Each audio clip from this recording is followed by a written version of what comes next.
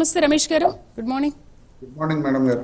రమేష్ గారు, సిబిఐ దర్యాప్తుకు కూడా మీరు ఇవ్వండి అని అంటున్నారు. అంటే ఇప్పుడు దీంట్లో మీరు చెప్పినట్టుగానే ఈ వ్యవహారంతో మాకు ఎటువంటి సంబంధం లేదు అని మీరు అంటున్నారు. మరి గత ప్రభుత్వం ఒకే రోజు కేసు పెట్టి ఛార్జీ షీట్ వేసింది, దొంగను అరెస్ట్ చేయకుండా నోటీసులు ఇచ్చి పంపించేశారు.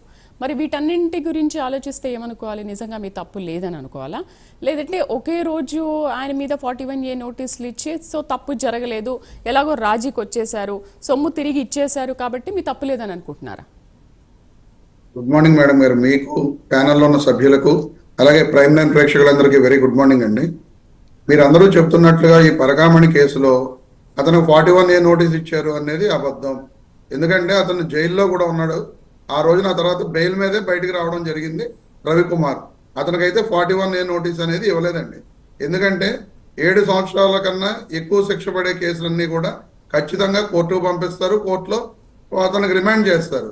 ఇవి 381 ఇంకో సెక్షన్ ఏదో రెండు సెక్షన్స్ పెట్టిన దాని మీద అవి 7 సంవత్సరాల కన్నా ఎక్కువ శిక్ష పడే కేసులు కాబట్టి అతనికి రిమాండ్ విధించడం జరిగినది. 41A నోటీస్ ఇచ్చారనేది కరెక్ట్ కాదు.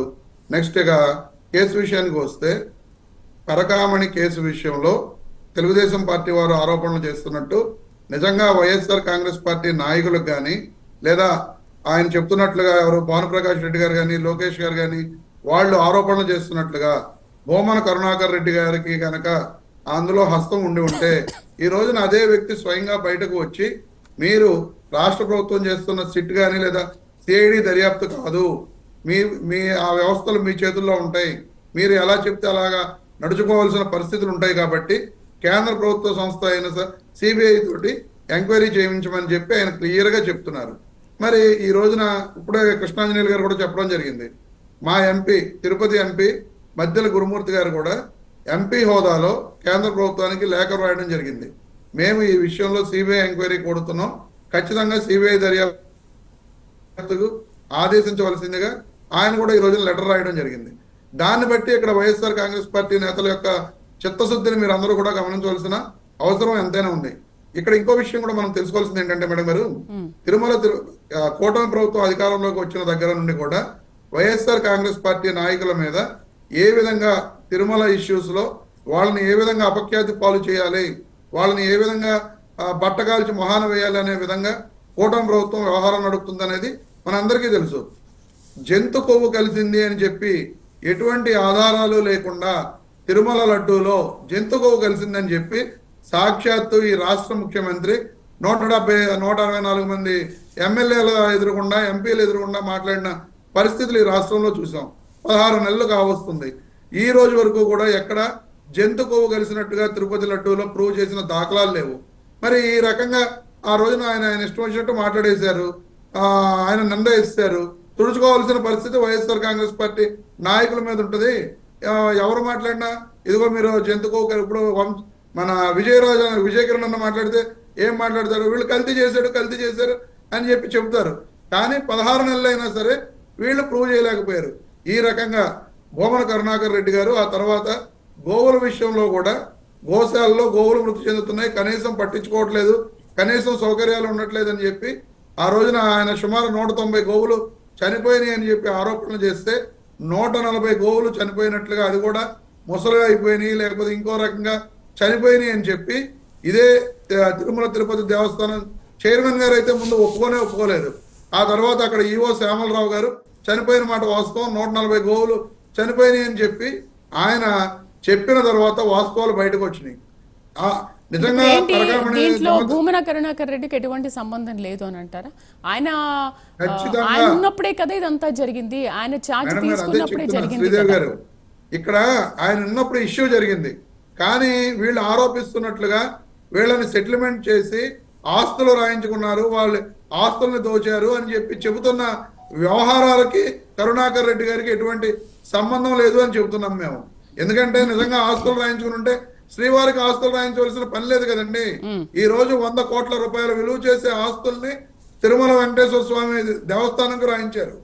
ఇక్కడ ఈ సెటిల్మెంట్ ఏది లోక్ అదాలత్లో సెటిల్మెంట్ చేశారు అనే దాని మీద ఈ అనుమానాలన్నీ కూడా వ్యక్తమవుతున్నాయి. రేపొద్దున మేము కూడా సిబిఐ ఎంక్వైరీకి డిమాండ్ చేస్తున్నాం.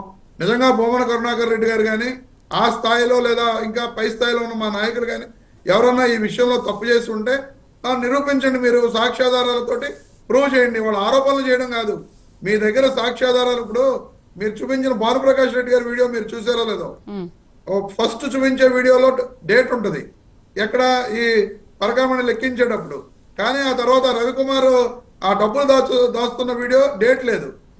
అలా రకరకాల ఇష్యూస్ ఉన్నాయి వీటిల్లో. ఇదంతా కూడా డిలీట్ చేశారని చెప్తారు, ఎవరో టీటీడీ ఉద్యోగి పంపించారని చెప్తారు. ఇలా రకరకాల అనుమానాలు అనేవి మాకు కూడా ఉన్నాయి. అలా అంటే ఈ సంఘటన జరిగింది ఏప్రిల్లో, కరుణాకర్ రెడ్డి ఛార్జ్ తీసుకుంది ఆగస్టులో, రాజీ చేసుకుంది సెప్టెంబర్లో కదా. మరి ఇదంతా ఆయన ఉన్నప్పుడు ఆయన హయాంలో జరగలేదు అనడానికి రీజన్ ఏదైనా ఉందా? ఇంకోటి ఆయన పర్మిషన్ లేకుండా ఇది ఏదైనా జరుగుతుందా? శ్రీదేవి గారు, పరకామణిలో దొంగతనం జరగలేదు అని మేము చెప్పట్లా. 20 సంవత్సరాలుగా దొంగతనం చేస్తున్నానని చెప్పి అతను అడ్మిట్ అయిన సంగతులు కూడా వీళ్ళే చెప్తున్నారు. 20 సంవత్సరాలుగా దొంగతనం జరుగుతున్న సిచ్యుయేషన్ ఈ రోజు వైఎస్ఆర్ కాంగ్రెస్ పార్టీ అధికారంలో ఉండగా వైఎస్ఆర్ కాంగ్రెస్ పార్టీయే దోచుకునే ఉద్దేశంతో ఉంటే వైఎస్ఆర్ కాంగ్రెస్ పార్టీ ఎందుకు బయటపెడుతుంది? అసలు కేసే నమోదు చేయదు కదా. కేసు నమోదు చేయకుండా వాళ్ళతో రాజీ కుదుర్చుకుని ఈ రోజు మీరు చెప్తున్నట్లుగా తెలుగుదేశం పార్టీ వాళ్ళు ఆరోపణలు చేస్తున్నట్లుగా కేసే నమోదు చేయకుండా ఆస్తులన్నీ బొమ్మన కరుణాకర్ రెడ్డి గారు ఆయన బినామీలో లేదా ఆయన అనుచరులో పై నాయకులో రాయించుకుని అతని మీద కేసే లేకపోయే చేయకుండా చేయగల శక్తి కూడా ఆ రోజున అధికారంలో ఉన్న మాకు ఉంటుంది కదా. మరి ఎందుకు చేయలేదు అలాగా? సో ఓకే, అసలు ఏమీ జరగలేదని ఒక 1 డేలో మీరు తేల్చేసుకున్నారు. తేల్చేసుకొని మేము క్లియర్ గా ఉన్నాము, పైగా దొంగతనం చేసిన డబ్బంతా కూడా రికవరీ చేశామని మీరు చెప్పుకుంటున్నారు. శ్రీదేవి గారు, మేము ఏమీ జరగలేదు అని చెప్పట్లా, దొంగని మేమే పట్టుకున్నాం. ఆ దొంగతోటి శ్రీవారికి ఆస్తులు రాయించింది మేమే. కానీ ఇక్కడ వీళ్ళు ఆరోపిస్తున్నట్లుగా బొమ్మన కరుణాకర్ రెడ్డి గారు కానీ ఆయన వీళ్ళు ఆరోపిస్తున్న వ్యక్తులు కానీ ఎటువంటి ఆస్తులు రాయించుకోలేదు, సెటిల్మెంట్లు చేయలేదు అనే విషయాన్ని మాత్రమే మేము చెబుతున్నాం. అంతవరకే తప్ప ఎక్కడా కూడా మేము తప్పు చేసి కరుణాకర్ రెడ్డి గారు తప్పు చేసినట్లుగా మేము చెప్పట్లేదు. ఈ విషయాన్ని గుర్తించాలని చెప్పి చెప్తున్నాం తప్ప రవికుమార్ అనే వ్యక్తిని మేము ఎక్కడ సపోర్ట్ చేయలేదు. రవికుమార్ అనే వ్యక్తి దొంగతనం చేశాడు, శ్రీవారి ఆస్తుల్ని కొల్లగొట్టాడు, అతను ఖచ్చితంగా శిక్షలు పడాలి, పడొద్దని కూడా మేము ఎక్కడా కూడా మేము ఇది చేయట్లేదు. ఈ విషయాన్ని పక్కన పెట్టి ఎంతసేపు కూడా మేము ఏదో అందులో దోపిడీ చేసినట్టుగా దొంగతనం చేసినట్టుగా వాళ్ళతోటి ఆస్తులు రాయించుకున్నట్లుగా వీళ్ళు చేస్తున్న ఆరోపణలు నిరాధారమైనవి అనేది మా వాదన. ఆ వాదనను నిరూపించుకోవడం కోసం రాష్ట్ర ప్రభుత్వ ఆధ్వర్యంలో ఉండే సిట్ సిఐడి కాకుండా కేంద్ర ప్రభుత్వ ఆధ్వర్యంలో ఉండే సిబిఐ తోటి విచారణ జరిపించమని మేము డిమాండ్ చేస్తున్నాం. మరికొన్ని మాటలు కూడా వినిపించాయి కదా, సతీష్ చెప్పింది కానీ రవికుమార్ చెప్పింది కానీ మా పైన వైసీపీ నేతలు ఒత్తిడి తేవడం వల్లే మేము రాజీకి వచ్చాము అని కూడా మాట్లాడుతున్నారు కదా. మరి ఎటువంటి ఒత్తిడి లేకుండా సతీష్ గానీ ఆరోపణలు వచ్చాయి బయటికి, వాళ్ళు ఇలా అంటున్నారు అని చెప్పేసి అలాంటి ఒత్తిడి ఉంది కాబట్టి సరే, సతీష్ మాట్లాడిన వీడియో కానీ ఎవరో అసిస్టెంట్ విజిలెన్స్ ఆఫీసర్ సతీష్ మాట్లాడిన వీడియో కానీ లేదా ఆ రవికుమార్ ఎవరైతే దొంగతనం చేశాడని మన అందరం కూడా ఈరోజు కేసు పెట్టడం జరిగిందో, టీటీడీ కేసు పెట్టడం జరిగిందో, అతను కానీ ఎక్కడైనా సరే మా మీద వైఎస్ఆర్ కాంగ్రెస్ పార్టీ నాయకులు ఒత్తిడి తీసుకువచ్చి ఫలానా వాళ్ళు ఇలా ఆస్తులు రాయించారు, నేనే మధ్యవర్తిని, నేను ఆస్తులు రాశాను, లేదా అతని భార్య గాని అతని పిల్లలు గాని ఎక్కడైనా సరే ఆరోపణలు చేసి ఉంటే ఈ రోజున మేము దానికి బద్దులమై ఉంటాం. అటువంటి ఆరోపణలు అనేవి ఎక్కడా లేకపోయినా సరే కేవలం రాజకీయాల కోసం బురద జల్లే ప్రయత్నాలు చేస్తే మాత్రం ఊరుకోము అని నిర్ద్వందంగా చెప్తున్నాం మేడం గారు. రైట్, మనతో పాటు టీడీపీ అధికార ప్రతినిధి విజయ్ కిరణ్ గారు జాయిన్ అయ్యారు. నమస్తే విజయ్ గారు. గుడ్ మార్నింగ్ అండి. గుడ్ మార్నింగ్ విజయ్ గారు. మరి ఏంటి అసలు మీరు ఏ కారణాలతోని ఎటువంటి ప్రూఫ్స్తోని వైసీపీ నేతలు ఇదంతా చేయించారు అనే ఆరోపణలు ఏ విధంగా చేస్తున్నారు? సో వాళ్ళు కూడా మేము తప్పు చేయలేదు, దీంట్లో మాది ఎటువంటి తప్పు లేదు, మీరు సిబిఐ ఎంక్వైరీ కూడా చేసుకోవచ్చు అని చెప్పేసి చాలా భేషుగ్గా మాట్లాడుతున్నారు. మరి మీ దగ్గర ఆధారాలు ఉన్నాయా? రవికుమార్ మాట్లాడింది కానీ సతీష్ మాట్లాడింది, రమేష్ గారు మాట్లాడినట్టు? మీకు ప్యానల్ సభ్యులు ప్రేక్షకులు అందరూ కూడా గుడ్ మార్నింగ్ అండి. ఇప్పుడు జగన్మోహన్ రెడ్డి గారి పరిపాలన వారి యొక్క ఓటమికి